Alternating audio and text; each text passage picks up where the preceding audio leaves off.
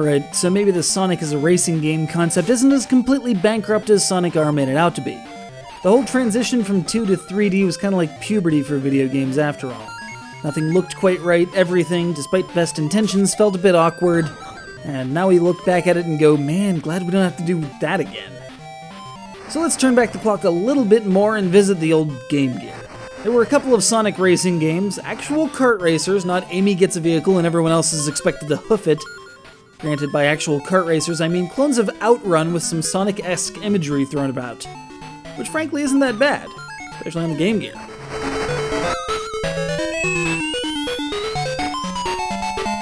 Or so you say, until you realize just how brutal Outrun and its ilk used to be.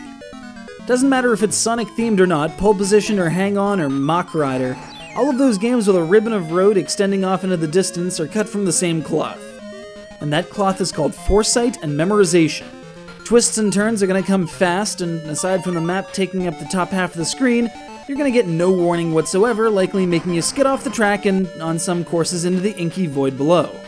Heck, there's even a Lakitu-esque rescue service.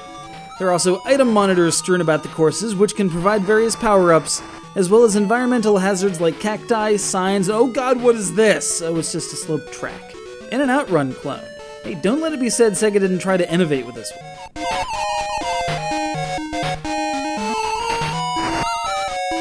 When it gets right down to it though, you only need 5 buttons. Accelerate, brake, left, right, special crap.